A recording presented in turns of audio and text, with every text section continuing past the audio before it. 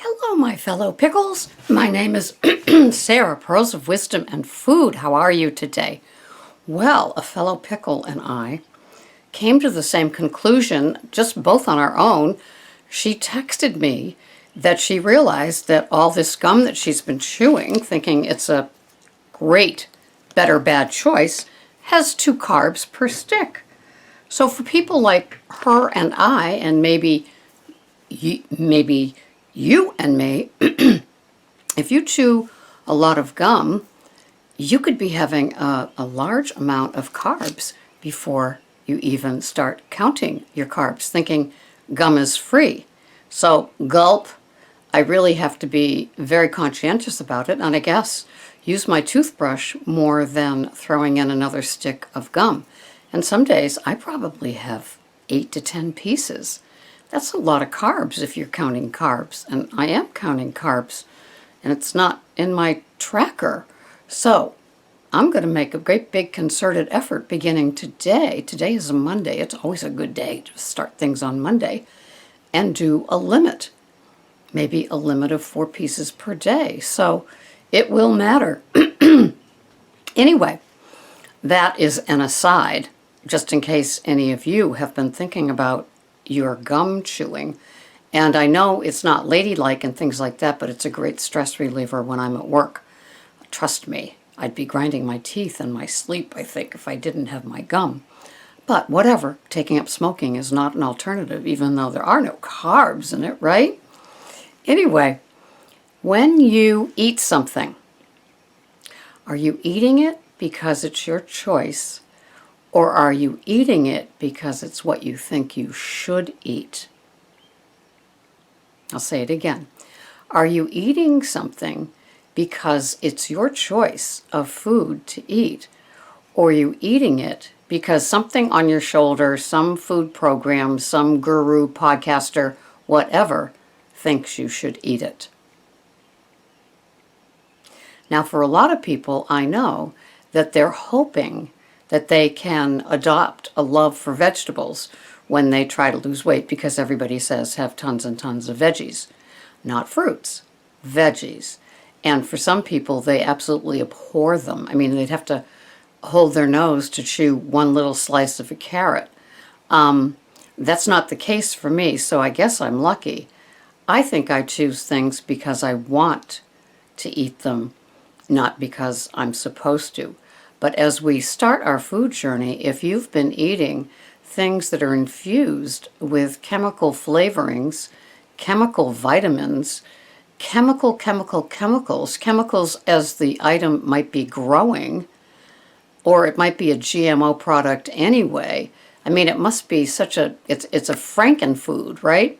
And if you're used to your frankenfood, oh, this is going to be a tongue twister, frankenfood flavors, then it might take a while for your palate to calm down and say, wow, this beautiful red thing here is an organic pepper, and I'm actually going to begin to enjoy things like this, not only seeking out the pleasure of their flavor, but knowing it's organic, so it's been raised and cultivated and bred, as it were, with as much care as it could possibly have. And I have to trust that when I buy an organic pepper with the organic label, that indeed this is what has happened, that the best growing practices have been employed for this pepper for me, versus grabbing a bag of Doritos, versus grabbing a Snickers snack size bar,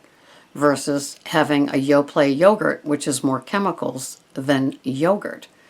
The dairy in one of these frankenfood yogurts that's filled with chemicals and artificial flavors and sometimes some fruit, but God knows what type of fruit. All these sort of things that aren't a little bit more pure, a little bit more of an upgrade for you. Are those your choice? Or are those because you're following the dictate of some food plan? And if you had the real deal with real fresh fruit, say you had, Fage yogurt. It comes fat-free, it comes low-fat, and it comes full-fat. Say you had that. Say you got used to eating it because it's not flavored with sugar. Say you had to put some stevia in it. Say you put some fresh fruit in it. You know, for me, it's almost, my Fairy yogurt experience is almost like a sour cream experience. It's got that dairy taste, but it doesn't have the sweetened dairy taste. And so, I don't know. I mean, it definitely is a something for the palate that has been trained to enjoy and trained to appreciate, rather than grabbing a Yoplait and having all the garbage that's inside of that, or some other thing like, you know, the Go-Gurts that they tout for kids. Even the Yo Baby, it's so packed with sugar. It's like Stonyfield is evil in trying to addict little babies into the sugar thing before they can even say more. You know, the mother's feeding the baby yogurt at like a year old, and they're addicted to the sugar that's hidden. Not hidden, it's written on the back of the label, but the mother thinks, well, it's Stonyfield and it's organic and they would never want to harm my baby. Think again.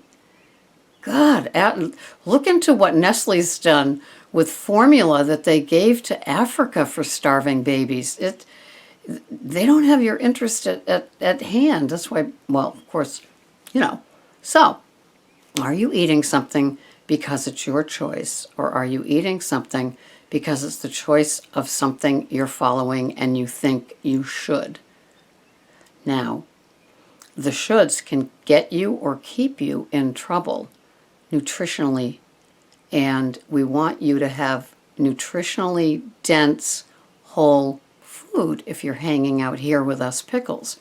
We don't want you eating genetically engineered, altered, chemically processed, chemical additives, chemical flavors. We don't want those items to be going into your body. We don't even know what the effect is when people get certain diseases. Is it because they had all these chemical additives for decades, thinking that they were okay? So if your choice would be, like today, I am having, hence my mentioning the red pepper, I am having half of an organic red pepper.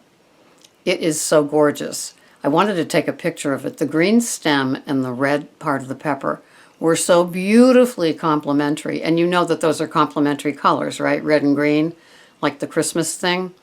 I did that in one of those art classes where you do complementary colors. And so I've got Cabo Fresh guacamole, and I have some sour cream, and I have some leftover pork roast. And that's going to be my lunch, and I just can't wait. So just slicing open this beautiful organic red pepper just got me excited. Yeah, I know, I'm weird. About a fresh, untampered with as much as could be, vegetable. And that is my choice today. I do want to have that organic pepper. And I've said to some of you before that sometimes, you know, with the dirty 12 or dirty 13, you're supposed to buy organic. And peppers, I think, is on the list, as are strawberries and most berries, but not things like avocados or bananas.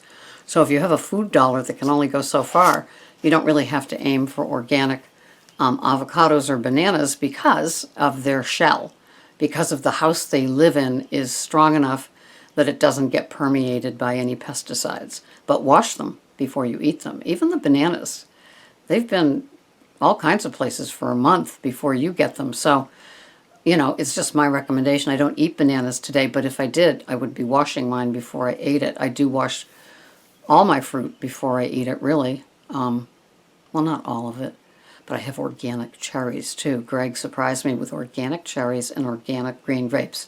So I'm having 3 ounces of organic cherries for dessert after my divine lunch.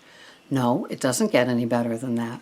So I'm happy to be in a place where I'm eating the things that I choose, not the things that I should be eating and getting used to.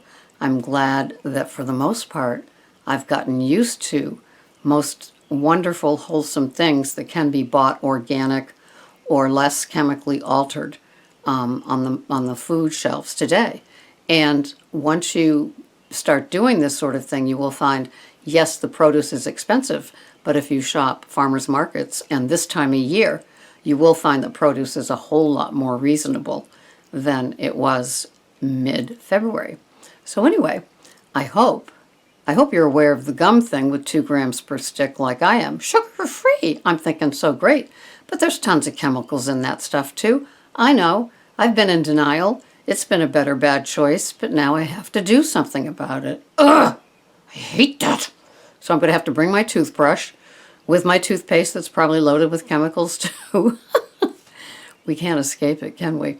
And I hope that your food choices are wholesome and less altered and all those sort of things, and that you get with the practice of this and decide, you know what? This lifestyle is for me. This way of eating is for me. I am making choices that I want to make for me and my body and my health for the long run. Thanks for listening. This has been Sarah, Pearls of Wisdom and Food. See you next time. Bye-bye for now.